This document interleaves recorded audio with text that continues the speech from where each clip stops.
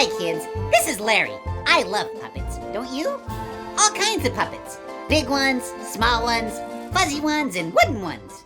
In the story of Pistachio, we got to see a special kind of puppet called a marionette. Those are puppets that hang from strings. Some friends of mine have a real-life puppet theater with marionette puppets and many others. Would you like to take a visit backstage with me? Great, let's go. Hi there, puppeteers. Oh, hi Larry, how are you? Welcome to our workshop here at Woodn't Theater. Thanks. What you working on today? Let's see, here's Leon. Leon is wearing our zookeeper. Now this is a kind of puppet. I forgot I even had him on. This is a kind of puppet called a body puppet. The zookeeper, he's a little nearsighted if you could tell, and his animals have all escaped from the zoo. This is Rafa the rhino, and this is his little buddy Chirpy. Whoa. Hi, Rafa. Rafa has a lot of great moving parts. As Clarissa mentioned, this is a body puppet, which means that the puppeteer actually gets completely inside of Rafa. And he can look right through this piece of the shirt here that's very thin. Of course, we have the great, huge alligator here. Sometimes she's disguised as a nanny. You know, she likes children.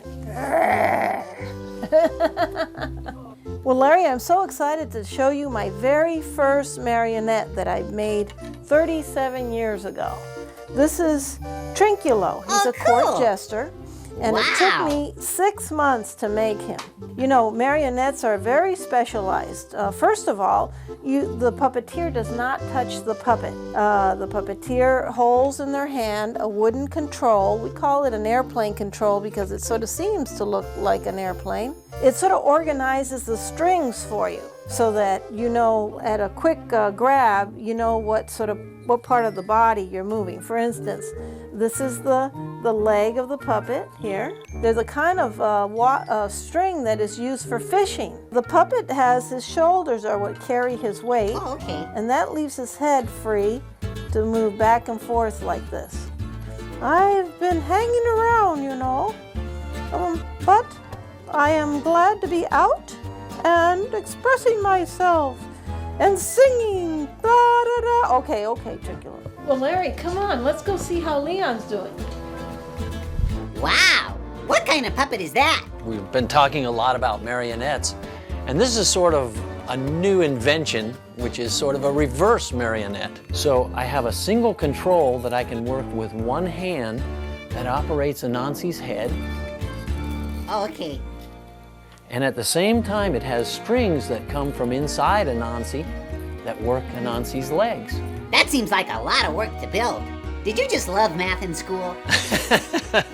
I studied a lot of math. Yes, I did, Larry. So, what is this puppet? Oh, this is one of my favorites.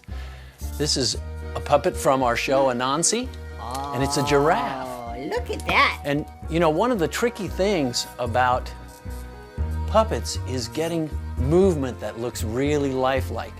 And what I love about the giraffe is we were able, with a couple of rods and some hinges, to make a head that can move almost as realistically as a real head.